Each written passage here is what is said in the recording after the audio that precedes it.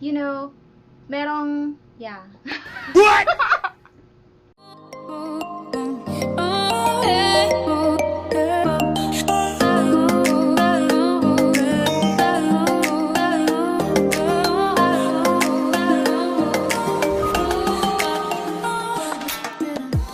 Hi guys! Welcome back to my channel. Sorry natagalan akong maggawa ng vlog ulit dahil nagkasakit ako. Actually hanggang ngayon nagpapagaling pa rin ako, but since sobrang delay na tong vlog na to and request from one of our followers, Jeremy, thank you so much sa iyong request na i-review itong K19 Onikuma headset, and nire-request niya or tinatanong niya kung ano yung pagkakaiba ng K19 at etong headset sa likod ko, yung K9 na pink one, kasi meron ding black variant nitong K9. So gusto niyang ipakita natin kung ano yung pagkakaiba. But on that case, first ang gagawin ko munang video ngayon is i-unbox natin to, and on our next video i-compare natin kung ano yung pagkakaiba nila. So, yep.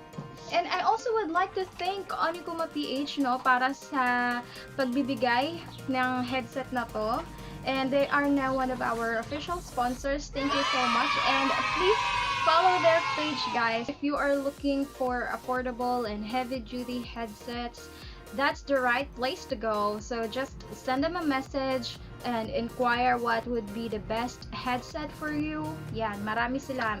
Actually, meron silang Lazada and Shopee accounts. So, madali lang para sa inyo na makapag-shop online. And by the way, thank you so much, Onikuma PH, for giving me this wonderful opportunity as well to review one of your products. And salamat sa pagpapadala and pag-effort na pagbigay nitong products na meron tayo ngayon.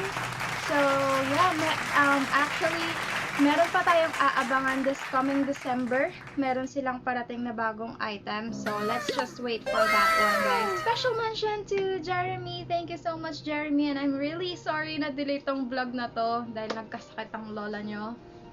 And I need your prayers. Sana tuloy-tuloy na yung paggaling ko. So, now, unbox na natin. I'm so excited dahil ang tagal na neto nandito sa bahay. Hindi ko pa rin siya binubuksan. For sure naman may laman to. Hindi ko pa rin siya binubuksan kasi ayoko mawala yung excitement sa pagbubukas nito and yung reaction. So, ayan guys. Ito yung packaging niya. K19. So, merong Onikuma PH dito. Kasi before yung previous vlog ko, yung headset ko nanggaling pa sa Amazon. So now Onikuma PH is one of our official sponsors and I'm so happy. Thank you so much. Yep, so bubuksan na natin. So yan, ang laman niya ay headset, of course, the headset and a manual. Merong manual dito sa ayan. Onikuma K19 gaming headset. So, ayan. Meron siyang mga something sa loob. Something. Yan, may English, may Chinese. Yan, hindi ko maintindihan yung iba. Basta yon, may iba't ibang language nung manual. And with the packaging, wala siyang, halos the same lang ng packaging with the other headsets. Ayan. Ito yung sa may side niya. So, kita nyo ba? Meron siyang dynamic drivers, high fidelity, padded headband, inline control, precise, and noise cancelling microphone. Yan. Yung noise cancelling microphone ni Onikuma, so far sa dalawang headset ko, it's really noise cancelling, guys. Maganda yung microphone niya.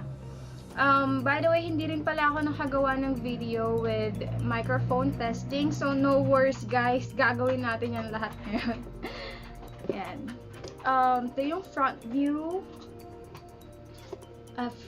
And then this is the other side. Yan. And sa likuran, yan, nakasulat yung kanyang specs. yung speaker size, impedance, sensitivity, frequency range, microphone, microphone sensitivity, directionality, cable length, LED working voltage, working current, and headset jack. So, itong K19, yan, let's see. Uy, medyo mabigat siya ha, and talagang mukhang durable. So, ayan, hindi siya madaling mabali, or it's actually, yung ibabaw niya is parang may cover ng rubber, and yan, pwede mo rin siyang ganyanin katulad ng isang headset. Adjustable. So, stainless yung dito. Yan. And ito, it's made up of plastic as well. And itong logo na to, it's RGB. So, umiilaw to. Ito yung microphone. Ang microphone niya, pag ganyan lang. Ganyan mo lang siya. Hindi siya natutupi. So, meron din siyang pads. Here. And, ganyan. Yan. So, pasok na pasok yung tenga mo sa loob. Let's try. Para akong recording artist. Wala akong marinig. Alam niyo yung parang, yung nilalagay sa tenga sa airport. Ano bang tawag dun? Yon. So, siguro pag nakinig ka ng music dito, ang lakas siguro ng boses ko.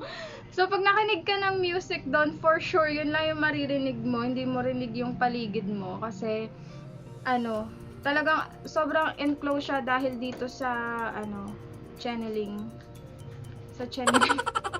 Channeling nung Sa ear muffs, sobrang enclosed siya.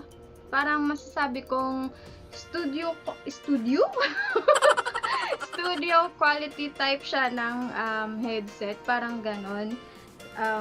Yung mga ginagamit kapag ka nagre-recording ka, tapos yung nakasuot na headset sa'yo, mga ganon. Yan.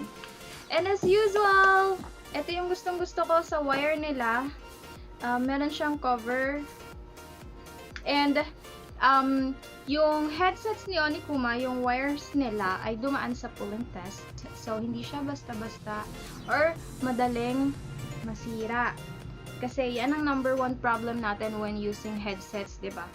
Pag nakaupo ka, biglang tatayo, minsan sumasabit sa table, naaapakan dahil mahaba, nauupuan, nahatak-hatak, ayan. And yung other side, ayan, yung dulo, yep. So, this is what I like.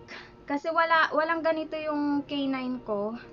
What I like about this, so kung naka-laptop, naka-mobile phone, pwede siya. Kung ang laptop mo ay isa lang yung saksakan ng jack, mic and audio jack na siya. And the USB is for the power of the RGB lights on this side. Yan. So, and then, ito yung sinasabi ko last time sa aking vlog. Wala kasing kasama yung K9, yung pink. So, ayan. Ganyan siya.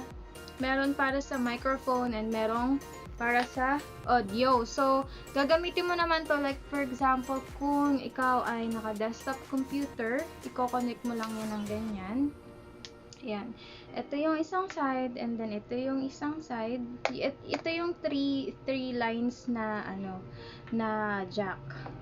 So, yan. Gigil na gigil. Ayan. So, lalagay mo to sa likod ng iyong CPU. Yan. Para mapagana mo or magamit mo siya. So, what else? Ito pa pala, yung kanyang volume. Para sa mic controls, yan. Ito yung on-off niya. So, pwede mo siya i-on-off.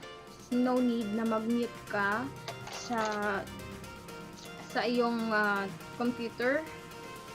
And then, for the headset volume, dito sa baba siya. Yan. Iniikot lang. So, let's try na isaksak siya sa CPU para makita natin yung RGB lights. Okay? A few moments later. So, ayan, sinaksak na natin siya sa... Sinaksak! Yan, pinlog na natin siya sa CPU. So, ayan, as you can see, breathing lights, RGB, kineme, yung kanyang, ilaw. So, ayan, antayin natin mag-iba-iba siya. Iba-iba! Ayan, red. Bagay to sa mga, lalaki. Ayan, limited na naman yung pandinig ko. Siguro pag nakikinig ka dito ng music, as in totally wala ka talagang maririnig. Ayan. This, by the way guys, this only cost around 600 plus, something like that. 600 to 700, parang ganon. Ayan. Check nyo na lang sa Lazada and Shopee account ni Onikuma. Ilalagay natin yung link ng kanilang store sa ating description. So, check nyo na lang. And, by the way guys, if you're not yet subscribed sa aking YouTube channel and if this is the first time you are dropping by, please follow, like, share, subscribe ang ating video for more videos like this. And if may request kayo, I will do my best to make a video or unboxing something, you know. Ayan. So, ayan, nakita nyo na yung kanyang ilaw. Ayan, nag-iiba-iba siya. Alright, so that's, I think, I covered everything for the unboxing. So, on our next video, I will try listening music, watching movies. Let's try that on this headset. And also, itatry kong gamitin ang kanyang microphone this time. Let's see if it's really noise cancelling microphone. And so far, hindi pa naman ako binigo ni Onikuma. And by the way, this is their new pink mouse gaming. Ano daw? Ito nga pala ang kanilang bagong gaming mouse. Yan, pink variant from Onikuma. Napipi yung kanyang yung kanyang box. So, yeah. Watch my next video about this mouse, and if it's really nice, let's see.